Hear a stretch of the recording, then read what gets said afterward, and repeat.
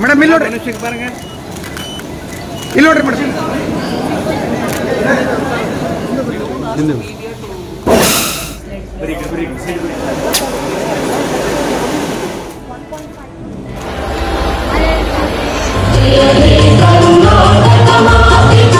Finance Minister Srimati Nirmala Sitharaman of India Group, as per her words, micro processing unit का scheme लागू होते हैं। इसके द्वारा सरकार, केंद्र सरकार फाइनेंशियल हेल्प करती है, टेक्निकल हेल्प भी देते हैं, जैसे अच्छा प्रोड्यूस बनाने का तकनीक क्या है वो सब भी बोलते हैं और ले आते हैं। एंड ऊपर से बिजनेस का सपोर्ट भी, पैकेजिंग कैसे करना, ब्रांडिंग कैसे करना, ब्रांडिंग करने के बाद मार्केट के साथ कैसे जोड़ना, ये सब ये पीएम का एफएमई स्कीम के द्वारा मिलता है। फिर अगर छोटे छोटे उद्योग हैं उसको अपग्रेड करने का भी पीएम एफएमई स्कीम से आपको मदद मिलता है। इसके पीछे आइडिया क्या है? रूरल एंटरप्रेन्योरशिप, मतलब खेती में काम करने वाले किसान एंटरप्रेन्योर भी, उद्योगकर्ता भी हो सकता है अन्नदाता होने के बावजूद भी। सो लोकली जो क्रॉप मिलता है, टमाटर हो, मिलेट्स हो, श्री अन्न हो या मूंगफली हो, इन सबको पैकेज करके या स्नैक क्या बोलते हैं, नमकीन वगैरह तैयार करके उसको मार्केट को लेके जाने के लिए केंद्र सरकार के द्वारा सेंटर से स्टेट को 3,700 करोड़ से ऊपर 2020 से लेकर आज तक पैसा मिला है स्टेट्स का इस एफएमई प्रोग्राम के लिए।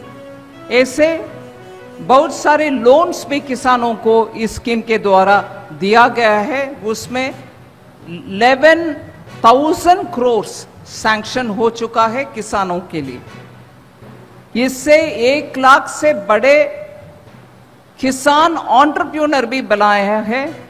उससे हम सबको भी फायदा मिलता है। कोप्पल में भी किसान एंटरप्रेन्योर बनने के लिए ये स्कीम अच्छा उपयोग में आएगा।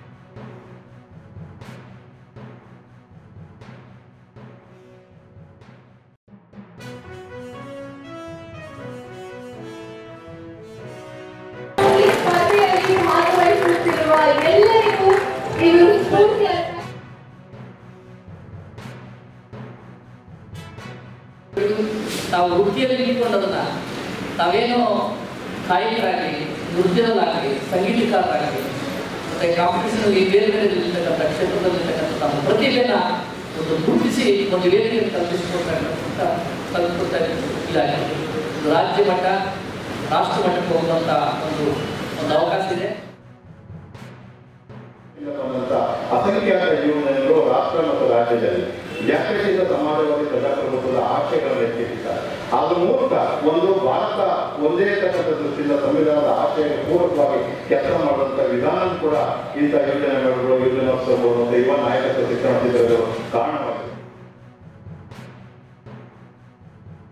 ಒಂದು ಜನಪದ ಗೀತೆ ಇರ್ಬೋದು, ಜನಪದ ನೃತ್ಯ ಇರ್ಬೋದು, ಬೇರೆ ಬೇರೆ ಚಟುವಟಿಕೆಗಳನ್ನ ಏನು ಕೊಟ್ಟಿದ್ದಾರೋ ಅದನ್ನ ನೀವು ಮಾಡಿ ಎಲ್ಲಾ ಮಟ್ಟದಲ್ಲೂ, ಜಿಲ್ಲಾ ಮಟ್ಟದಲ್ಲಾಗಿರ್ಬೋದು, ರಾಜ್ಯ ಮಟ್ಟದಲ್ಲಾಗಿರ್ಬೋದು, ರಾಷ್ಟ್ರ ಮಟ್ಟದಲ್ಲಾಗಿರ್ಬೋದು, ಈ ನಾಡಿಗೆ ಹೆತ್ತ ತಂದೆ ತಾಯಿಗಳಿಗೆ ಕೀರ್ತಿಯನ್ನು ತನ್ನಿ ಅಂತ ಹೇಳ್ತಾ ಸದಾ ಯಶಸ್ಸನ್ನು ಬಯಸುತ್ತೆ.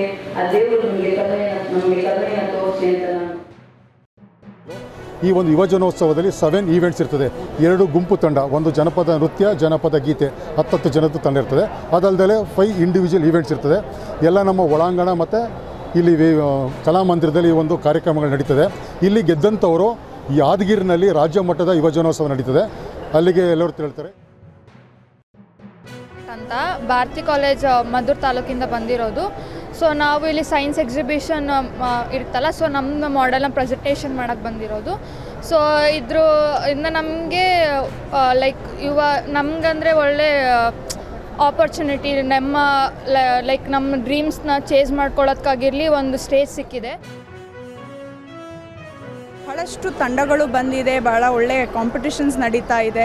ಈ ಥರ ಮಂಡ್ಯ ಜಿಲ್ಲೆ ಮಟ್ಟದ ಯುವಜನೋತ್ಸವನ ನಡೆಸ್ಕೊಂಡು ನಮ್ಮ ಎಲ್ಲ ಯುವಕರಿಗೆ ಒಳ್ಳೆಯ ಅವಕಾಶವನ್ನು ನೀಡಿದ್ದಾರೆ. ಈ ಥರ ಪ್ರೋತ್ಸಾಹಿಸ್ತಾ ಇವಾಗ ನ್ಯಾಷನಲ್ ಲೆವೆಲ್ಗೆ ಹೋಗಿ ಬಂದ ತಂಡಗಳನ್ನ ನಾವು ಭೇಟಿ ಮಾಡಿದ್ವಿ, ಒಳ್ಳೆ ಪ್ರೋತ್ಸಾಹವನ್ನು ನೀಡಿದ್ದಾರೆ.